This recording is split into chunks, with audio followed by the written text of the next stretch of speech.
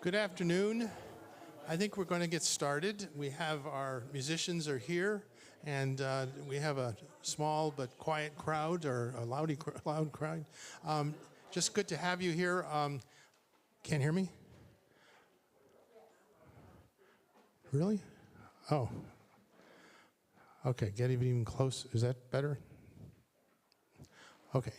I'm Wayne Clark. I'm the president of the Carmel Valley Community Chapel Board of Trustees, and we are here today to have a wonderful afternoon concert.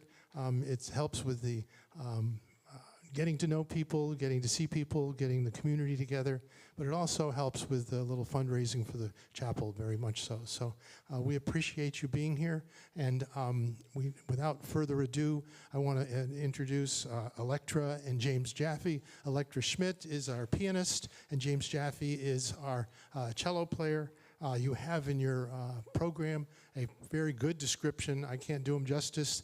They're internationally known. They work all over the world, it seems, and they provide an excellent opportunity to listen to some very solid Beethoven and Rachmaninoff, and there's a tango, I think, at the end, right? So here they come.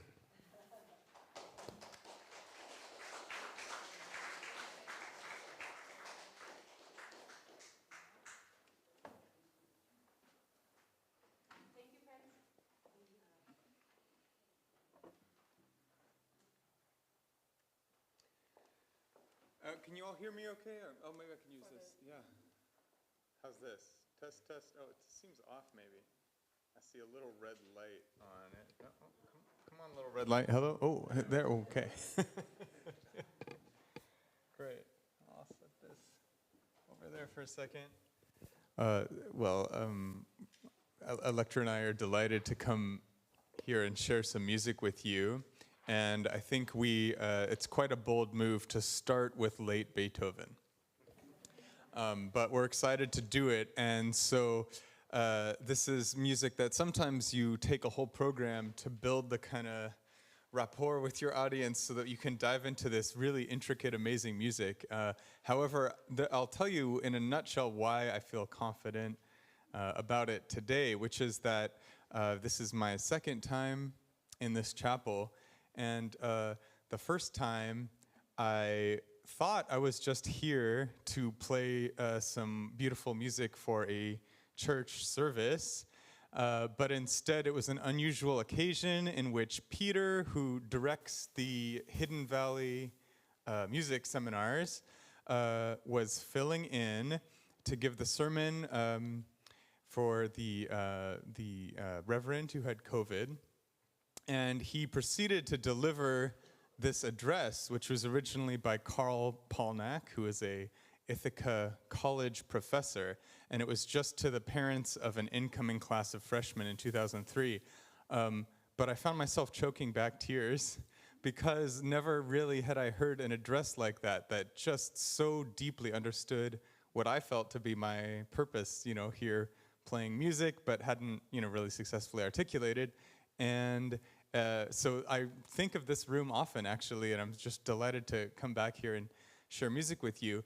And that said, I think it is a place where I feel a lot of trust diving into this late Beethoven work. So the cello sonatas are just really briefly, they're this kind of very short cross-section of Beethoven's life. You hear the first couple from when he was a young man, and then you hear a middle one from when he was sort of a real at the peak of his powers. And then this is Beethoven with the benefit of perspective of some years. And he has such amazing skill to get right into the heart of a musical matter and then get right out again and move quickly to another musical idea. And that's something that Electra and I have gotten to discuss a lot as we work on this piece. And it's been a wonderful experience. The sonata is really, in a certain way, in 4 movements. It goes a slow, fast. Each of those in a way that only Beethoven can, as I was mentioning, just really gets into a lot of these different sort of textures and ideas. So I think, and it also has especially by the end, it has such a wonderful, bright, and kind of springtime tone to it. So I think that was another reason we thought it would be a really fun way to kick off our program. And as as my earlier story sort of goes to show, this is truly feels like a place for such important moments of spiritual transformation. And I would really encourage you in that light to, or thank you for donating generously to keep this, to keep everything running here, because it's a great place that is here for the community. I hope you enjoy Beethoven's Fourth Cello Sonata.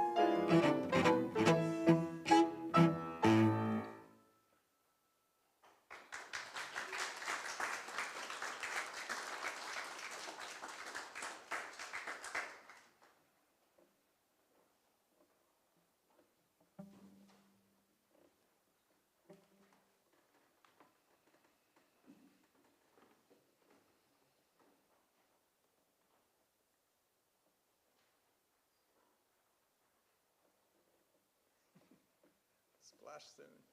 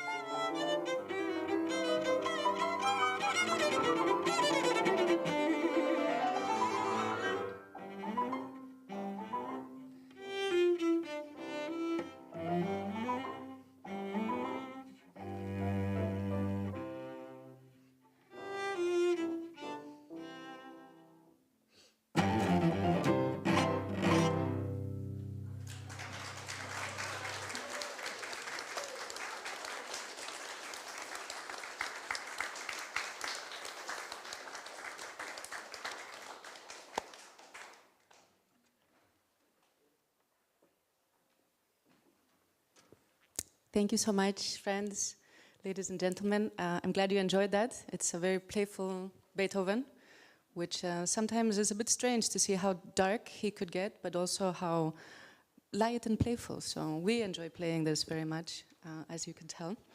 We've made a slight change to the program. We're going to play the tango now, the Piazzolla. We thought it would be interesting to mix the eras a little bit, and right after that we're going to take a short break. So this tango written by Astor Piazzolla is really reflective of the evolution of his traditional Argentinian tango. When he was studying in Paris with Nadia Boulanger, and she encouraged him to really seek out his own voice in composition. And this piece, the Grand Tango, is a culmination of that exploration. He evolved the traditional tango music, which is a dance music, really. He evolved that to a concert music. And he worked with Rostropovich. In fact, this piece is dedicated to Rostropovich, who's a great cellist at the time. And I think he edited it too. So you'll see it incorporates a lot of the tango technique of slides and slaps and things like this. And it truly is a virtuosic piece and a wonderful expression for us, classical chamber music players, to be able to explore this art form. So here it is, the Grand Tango by Astor Piazzolla.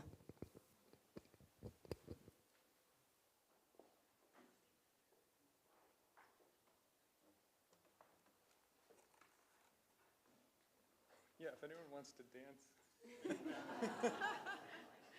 really feel free.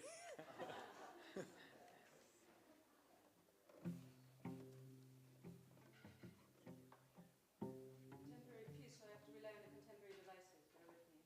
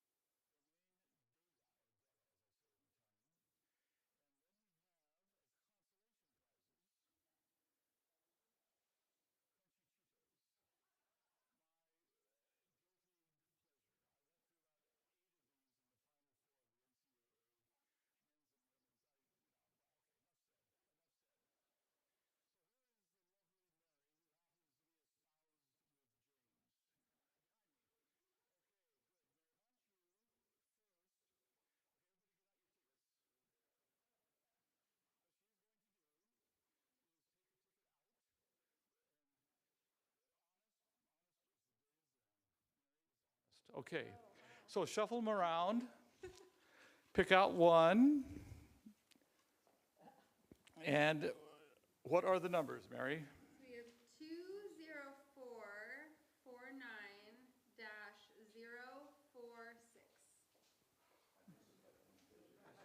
Is that anybody here? Who has it? Somebody has to have it here because Last three.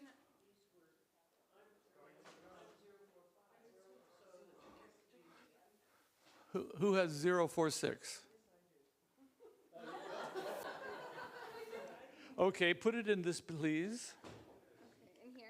No, well, put the wine in there. Okay. Oh, okay, a little more. Oh, okay. I wrapped these myself, as you can see. And I learned how to do this coming out of many liquor stores. Nobody sees what you're drinking. That's exactly right. And wrap it around like that. That's perfect. Okay. Okay. There you go. Thank you. Okay, Honest Mary, hit it. No cheating. All right. Last three numbers 059. Well, by golly. Congratulations.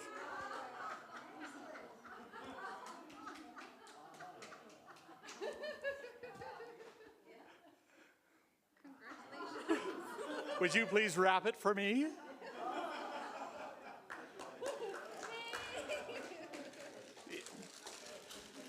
In the Bible, the Apostle Paul is giving advice to churches on how to pay ministers because it's, ever since the beginning, someone's had to be paid to run a church. The guy we pay is sitting in the back there. Somebody gets paid. And in the Old Testament, in Leviticus, it says, look, when you have an ox pushing or pulling a wheel to grind the wheat kernels go all over the place. Don't muzzle the ox, because if you muzzle the ox won't turn the wheel. Thank you. As one unmuzzled ox to another, Rick, I won the bottle. Great. Okay. Now next, thank you. Just you can put that anywhere, Mary. I trust you. Now we are going with the consolation prizes. Bag of Cheetos, number 1, which is an interesting pairing. Oh, well, thank you. With the Pinot. Okay, Mary, what do we have? All right. Last three numbers 058.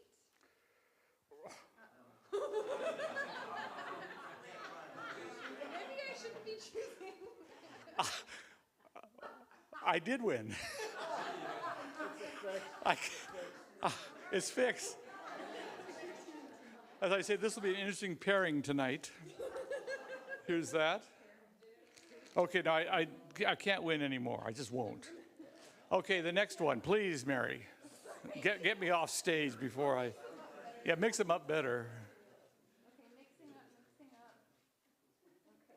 Okay, fingers crossed. Okay, 043. 043. Oh, congratulations!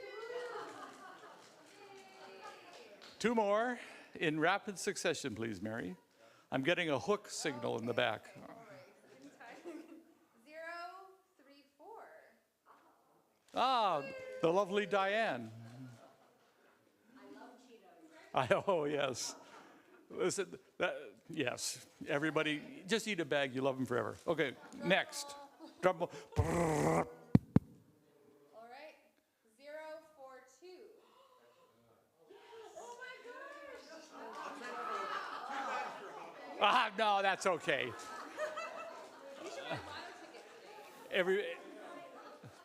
Everybody, thank you so much for this wonderful generosity. Have a good time.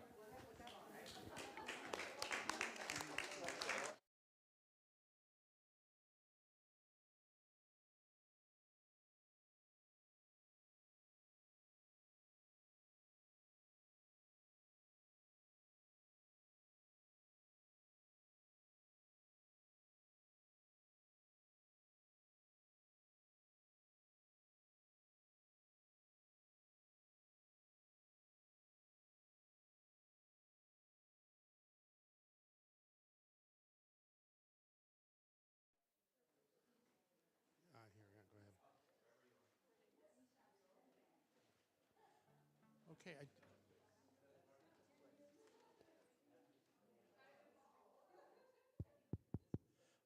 We're going to get to the second part of our little concert here, and I just wanted to mention that Pastor Rick is here. If you want to meet the pastor for this church, he's in the back, and he might say some words. But for now, back to the music. Thank you so much, everybody, for being here and for your generous benefiting this chapel. It's a wonderful space and congregation, and we're very happy to be here. And thank you, Rick and Wayne and everybody, and our lovely host, Judy and Dan, for having us. We hope you can come back tomorrow for the service. Rick gives amazing, very meaningful services that stay with me very much. So I hope you can come back tomorrow at 10:30. And we will be back too. We're going to play also for the service. So hopefully we can see you in church, during church. We have a small confession to make. We also wanted to play those two together in the first half because they're the hardest ones of the program. Well, it's not, I mean, these other ones are complicated too, but the Schumann that we're going to play last, at least for me, has been with me for the most part of my life, and I love this piece so much. So I wanted to save it for last because I know I'm going to be more relaxed. We will have got to know each other a little bit better, and it's a gift, really. So this Rachmaninoff, it's strange to say that Rachmaninoff is not the most difficult one, but actually this vocalise that we're going to play now is, he wrote it as an exercise, a vocal exercise, with very intricate harmonies in the piano part. And we were talking with James the other time when they say, oh, this piece was written for voice, or it was written for violin, it was written for cello. What does that really mean? Because James had a wonderful expression, actually, that great music transfers to different voices. And so this piece, even though it was originally written for voice, you'll hear it on the cello. It's basically the expression of the cello, the most divine expression of the cello. I don't know how else to put it. It's just really, really beautiful. So fewer words, more music.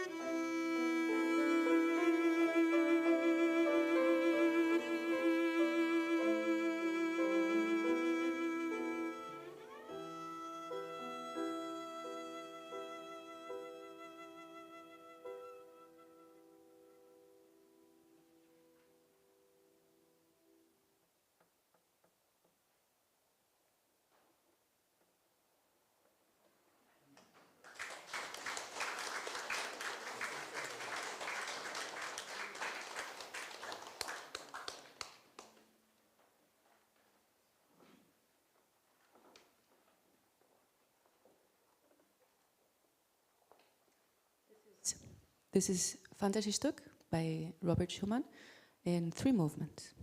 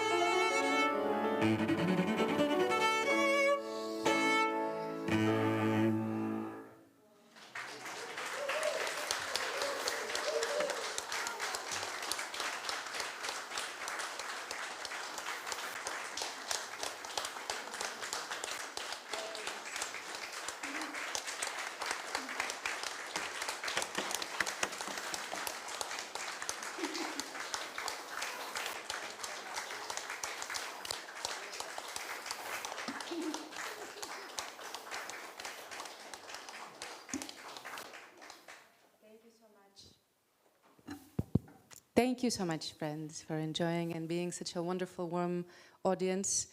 I think I speak for both of us when I say we really felt you with us. You were breathing with us. You were just like a perfect audience. Thank you so much. You know, one time they asked, Tori Amos just came out of a concert and it didn't go very well. And the interviewer asked her, so what do you think about the concert? It didn't go very well, did it? And she said, no, the audience was terrible. So this is the opposite of that. This is the opposite, yeah. Thank you so much. We do hope you come tomorrow to church and Sundays, every Sunday. Rick is our pastor here and Bodhi comes along too. So please, we hope to see you again. Thank you so much.